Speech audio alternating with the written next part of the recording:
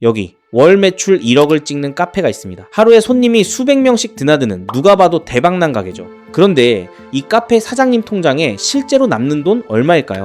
잘해야 1,000만 원입니다. 계산기가 고장난 게 아니에요. 오늘은 대한민국에서 가장 흔한 창업이 어쩌다 가장 빨리 망하는 사업이 됐는지 카페 하나를 통째로 해부해 보겠습니다. 매출 1억이 어떻게 1,000만 원이 되는지 숫자 하나하나 따라가 보죠. 먼저 판의 크기부터 보죠. 전국 커피 음료점 2023년 기준 약 9만 6천 개입니다. 2018년엔 4만 5천 개였어요. 5년 만에 2배가 됐습니다. 순내금이 5만 개 남짓이니까 카페가 편의점의 거의 2배인 나라예요. 그리고 반대편 숫자, 올해 1분기에만 소상공인 폐업이 47,820건, 1년 전보다 23.5% 늘었습니다. 음식점 폐업률은 15.8%, 커피 프랜차이즈만 봐도 브랜드 평균 폐업률이 12%에 달해요.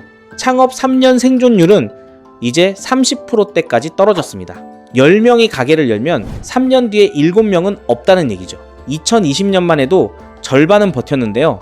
근데 이상하지 않나요? 카페엔 늘 사람이 많잖아요. 줄 서는 집도 많고요. 심지어 월 매출 1억을 찍는 매장도 망합니다. 도대체 그 돈은 다 어디로 갈까요? 확인해보죠. 가상의 카페를 하나 차리겠습니다.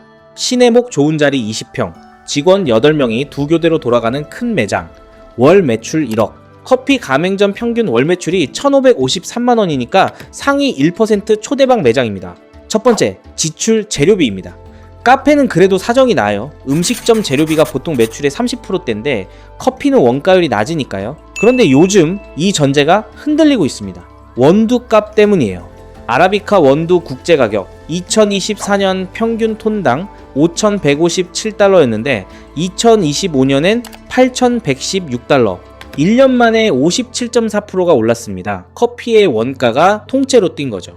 게다가 잔마다 나가는 부자재가 있어요. 일회용 컵, 홀더, 캐리어, 빨대, 이것만 잔당 400원에서 500원, 2,000원짜리 저가 커피라면 컵값이 커피값의 4분의 1인 셈입니다.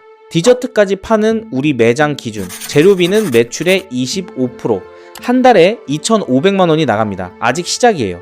두 번째, 임대료. 월 매출 1억이 나오는 자리는 공짜가 아닙니다. 유동인구 많은 상권 20평이면 월세 500에서 1,000만 원. 성수나 강남 같은 핫플레이스는 평당 100만 원을 넘는 곳도 있어요.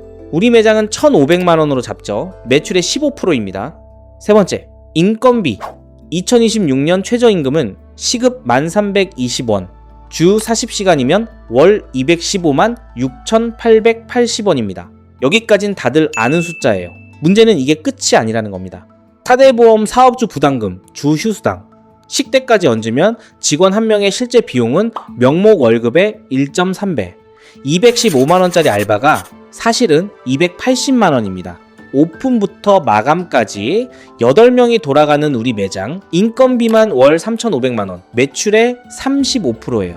네 번째, 배달.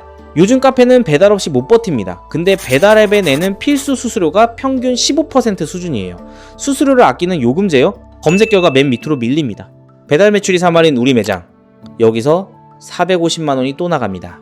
다섯 번째, 많은 사장님들이 잊고 있다가 뒤통수 맞는 돈, 부가가치세입니다. 매출의 10%는 처음부터 내 돈이 아니에요. 재료 살 때 낸 세금을 공제받아도 우리 매장 기준 매달 700만원 꼴이 국세청 몫입니다. 실제로 석 달간 1,500만원 벌었는데 부가세 고지서로 800만원이 날아온 사례도 있어요.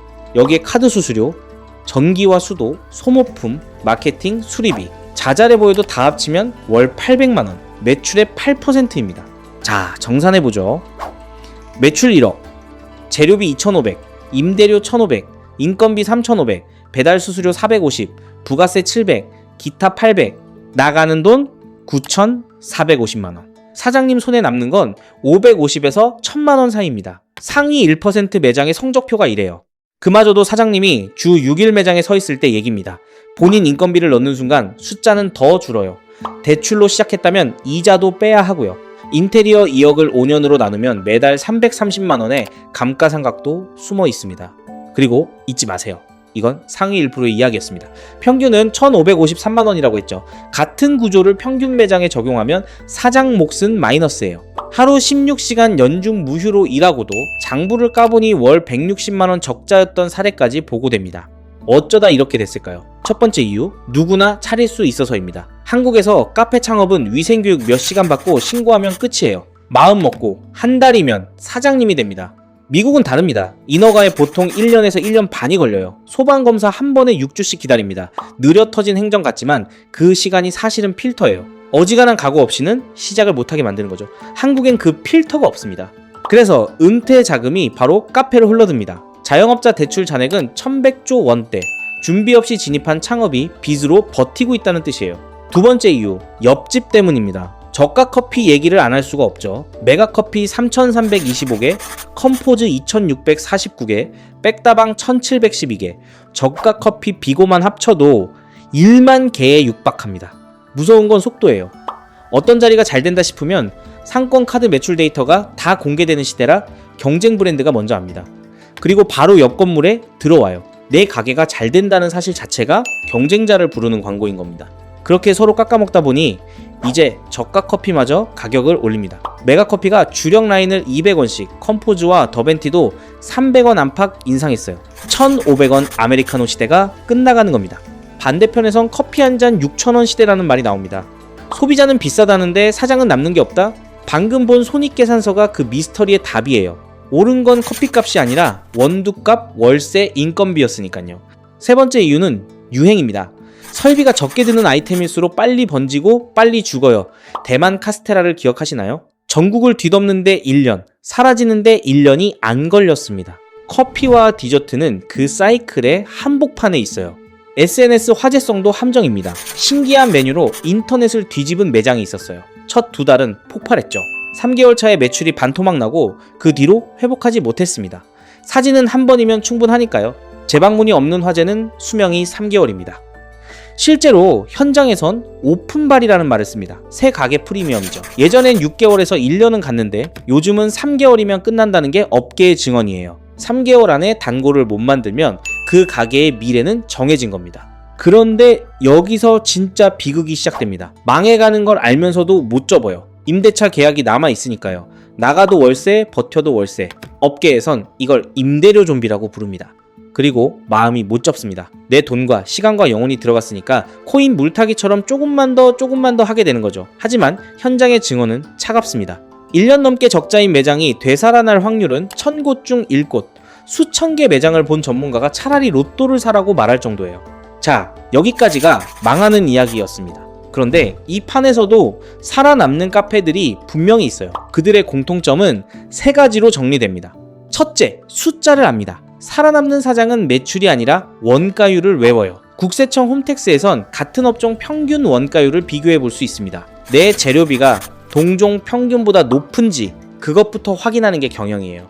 둘째, 기억에 남는 한 가지가 있습니다. 메뉴 100개를 파는 가게는 아무것도 못 파는 가게예요. 실제로 파스타부터 태국 음식, 일식까지 다 팔던 식당이 2년 만에 2억 5천을 잃고 문을 닫은 사례가 있습니다. 흥미로운 건 그 다음이에요. 그 실패한 가게의 메뉴를 3개의 작은 가게로 쪼갰습니다. 스테이크는 스테이크집으로, 태국 음식은 태국 식당으로, 일식은 일식집으로 새 메뉴 하나 없이 컨셉만 나눴는데 셋 다 성공했어요. 손님은 다 잘하는 집이 아니라 하나로 기억되는 집에 갑니다. 셋째, 핵심 기술은 사장이 쥐고 있습니다. 레시피와 주방을 직원에게 통째로 맡기는 순간 그 직원이 나가면 가게도 끝나요. 주방을 아는 사장이 홀에 서 있을 때 가게는 흔들리지 않습니다. 그리고 시작하기 전에 정할 게 하나 있습니다. 손절선이에요. 얼마까지 이르면 언제까지 안 되면 접는다. 금액과 기간 2개의 데드라인을 계약서 쓰기 전에 정하세요. 가게를 열고 나면 그 결정을 냉정하게 할 수 있는 사람은 거의 없습니다. 안전망도 미리 챙기세요. 노란우산 공제는 연 최대 600만원까지 소득공제가 되고 무엇보다 폐업해도 압류가 금지되는 돈입니다. 마지막 방어선인 거죠. 폐업 철거비 지원도 최대 600만원까지 있는데 예산이 조기 소진되니 하반기엔 늦을 수 있어요. 정리하죠. 카페는 커피를 파는 사업이 아닙니다. 임대료와 인건비와 원두를 사서 그 사이에 얇은 마진을 파는 사업이에요. 그 마진이 매출의 10%, 월 매출 1억이라는 화려한 간판 뒤에 진짜 숫자입니다. 그래도 차리고 싶다면 마지막 조언은 이겁니다. 그 동네에서 7년 넘게 버틴 사장님 3명을 찾아도 가세요.